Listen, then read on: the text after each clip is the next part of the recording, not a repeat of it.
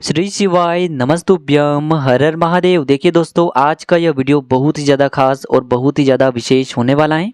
देखिए, हम सभी जानते हैं कि कल दिनांक 11 मार्च को फाल्गुन मास के शुक्ल पक्ष का सोमवार का दिन है और आप सभी जानते हैं कि सोमवार का दिन हमारे महादेव को समर्पित होता है। इसीलिए आपको इस दिन पूज्य गुरु जी द्वारा बताए गए चावल के दानों से और बेलपत्र से शिवलिंग के सामने एक ऐसा अचूक उपाय करना है जो आपके व्यापार के लिए है, जो आपकी नौकरी के लिए है, जो आपके धन धान्य के भंडार को बढ़ाने वाले हैं, जो आपके बच्चों की तरक्की के लिए हैं, उनकी बुद्धि ज्ञान और विवेक की प्राप्ति के लिए हैं। अगर वह किसी भी गलत मार्ग में चले गए हैं तो उनके मार्ग को सही करने के लिए हैं। पूज्य गुरु जी का यह उपाय यदि आप इस सोमवार के दिन कर लेते हैं तो आपके जीवन के सारे संकटों का अंत होता है और आपको भी अपने जीवन में धन संपदा की प्राप्ति होती है। देखिए दोस्तों, पूज्य गुरुदेव की ही कथा को सुन करके और समझ करके ही आपको समझाने का पूरा प्रयास करेंगे, लेकिन उससे पहले वीडियो को लाइक करें, चैनल को सब्सक्राइब करें और कमेंट में श्री शिवाय नमस्तुभ्यम या फिर ओम नमः शिवाय जरूर लिखें। देखिए, आज का यह पूरा ही वीडियो बहुत ही खास है क्योंकि यह महाशिवरात्रि के बाद पड़ने वाला सोमवार का दिन है और आज के इस पूरे ही वीडियो में हम आपको 3 चमत्कारिक उपाय बताने वाले हैं। ये तीनों ही उपाय आपके जीवन की समस्त समस्याओं को और संकटों को समाप्त करने वाले हैं। तो चलिए दोस्तों, जान लेते हैं सबसे पहले गुरुजी द्वारा बताए गए पहले विशेष उपाय के बारे में। देखिए, यह उपाय विशेषकर आपकी किसी भी प्रकार की मनोकामना की पूर्ति के लिए होने वाला है। देखिए, इस उपाय के लिए आपको मात्र 1 लोटा शुद्ध जल ले लेना होगा तांबे के पात्र के अंदर।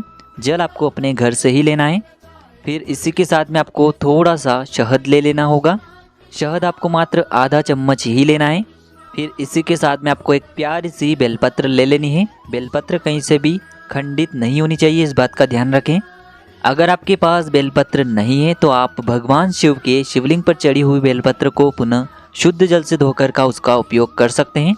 अब दोस्तों, इन तीनों सामग्रियों को लेकर के सबसे पहले तो आपको पहुंच जाना है भगवान शिव के मंदिर में। पूज्य गुरु जी के अनुसार सोमवार का जो दिन होता है उस दिन शाम के समय प्रदोष काल में साक्षात भगवान शिव शिवलिंग में विराजमान होते हैं।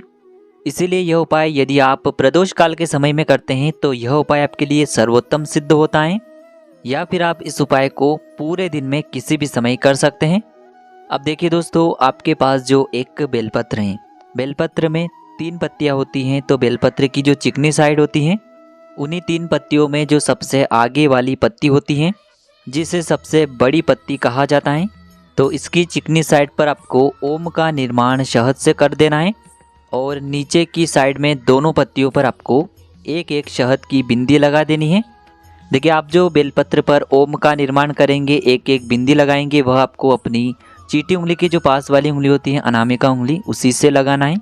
अब इस प्रकार से इस बेलपत्र को तैयार करने के बाद इसे आपको अपने सीधे हाथ की हथेली पर रखना है और फिर आपकी जो भी मनोकामना है, चाहे आप ये उपाय अपने जीवन में धन की प्राप्ति के लिए कर रहे हैं, जीवन में आप धन धान्य को बढ़ाने के लिए ये उपाय कर रहे हैं, या फिर यदि आप अपने व्यापार को, अपने बिजनेस को अच्छे से चलाना चाहते हैं, उसमें वृद्धि करना चाहते हैं, या फिर आप बहुत समय से नौकरी के लिए प्रयास कर रहे हैं लेकिन आपको नौकरी नहीं मिल पा रही है, यानी कि आपकी जो भी मनोकामना है उस मनोकामना को परिपूर्ण करने के लिए आपको महादेव से प्रार्थना कर लेनी है। और यह जो एक बेलपत्र है इसे आपको भगवान शिव के शिवलिंग पर अर्पित कर देनी है, यानी कि शिवलिंग पर इस बेलपत्र को आपको चिपका देना है। देखिए, बेलपत्र की डंडी नीचे की तरफ रहेगी और इसकी जो चिकनी साइड है वह शिवलिंग से स्पर्श रहेगा जिस तरफ आपने शहद लगाया है। इस प्रकार से आपको यह बेलपत्र समर्पित कर देनी है। अब जो आपके पास अंत में 1 लोटा शुद्ध जल है, तो इसे आपको धीरे धीरे भगवान शिव के शिवलिंग पर अर्पित करते जाना है और लगातार शिव महापुराण के मूल मंत्र श्री शिवाय नमस्तुभ्यम या फिर ओम नमः शिवाय, इस मंत्र का जाप करते रहना है। जल को समर्पित करते समय आपको सोमेश्वर महादेव का मन में स्मरण करते रहना है।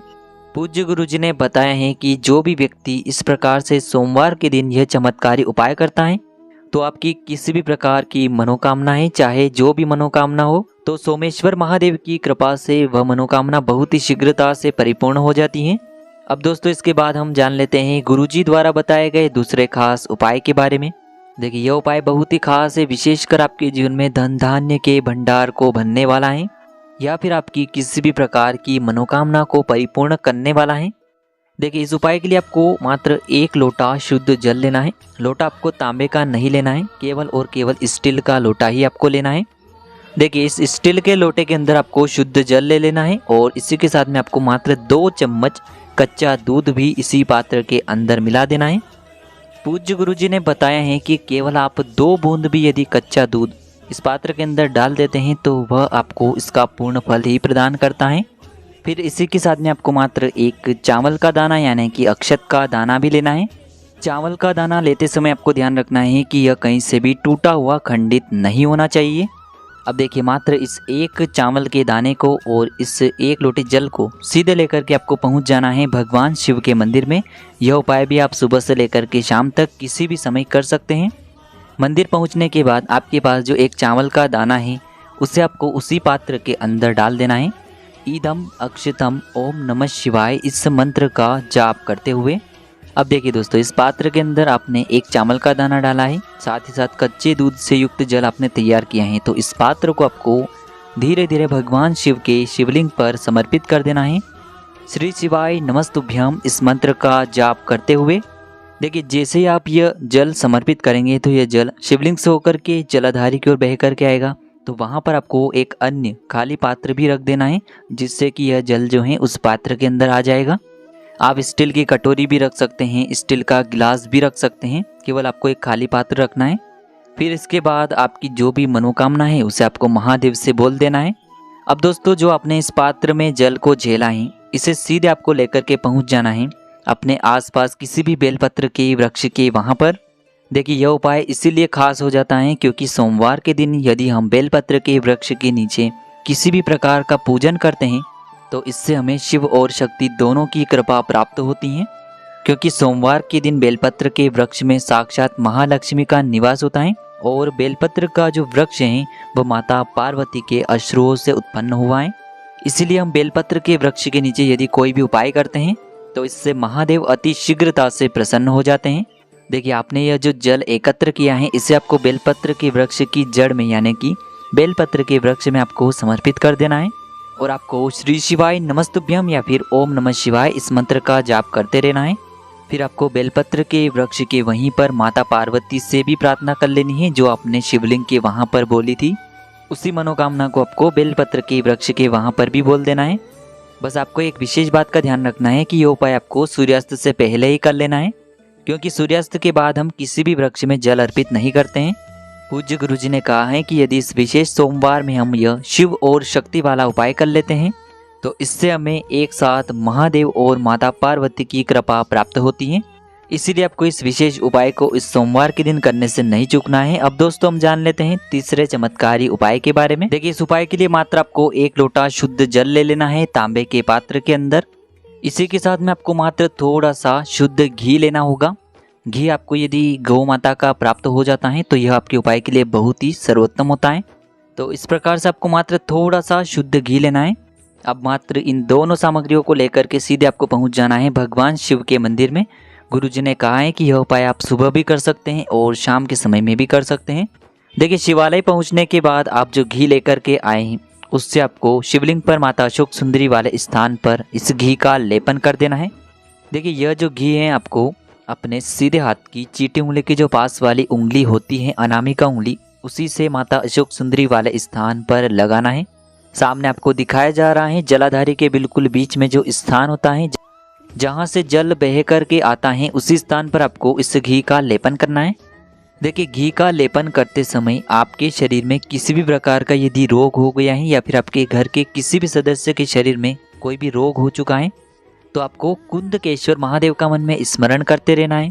और यदि आप अपने जीवन में कठिनाइयों को और समस्याओं को दूर करके जीवन में सुख समृद्धि प्राप्त करना चाहते हैं तो आपको चंद्रमौली महादेव का स्मरण करना है।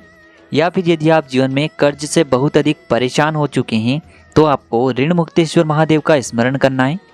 माता अशोक सुंदरी वाले स्थान पर इस घी का लेपन करने के बाद आपके पास जो 1 लोटा शुद्ध जल है उसे आपको धीरे धीरे भगवान शिव के शिवलिंग पर अर्पित करते जाना है और लगातार आपको शिव महापुराण के मूल मंत्र श्री शिवाय नमस्तुभ्यम इस मंत्र का जाप करते रहना है। देखिए आपकी अनामिका उंगली में जो थोड़ा सा घी और लगा हुआ है उसे आपको साफ नहीं करना है, इसे सीधे आपको अपने घर पर लेकर के आना है। अब दोस्तों आपके घर का जो मुख्य द्वार होता है, मेन गेट होता है, उसी पर आपको जो आपने माता अशोक सुंदरी वाले स्थान पर घी का लेपन किया था, उसी उंगली से इस घी की एक बिंदी लगा देनी है। यह बिंदी लगाते समय भी आप यदि यह उपाय ऋण मुक्ति के लिए कर रहे हैं तो ऋण मुक्तेश्वर महादेव का स्मरण कर लिए। यदि आप रोग मुक्ति के लिए कर रहे हैं तो आपको कुंदकेश्वर महादेव का स्मरण कर लेना है। जीवन में सुख शांति प्राप्त करने के लिए यदि उपाय कर रहे हैं तो आपको चंद्रमौली महादेव का स्मरण कर लेना है। पूज्य गुरुजी कहते हैं कि सोमवार के दिन किया गया यह उपाय हमारे जीवन की इन तमाम समस्याओं को समाप्त कर देता है और हमें सुख समृद्धि तथा वैभव की प्राप्ति करवाता है।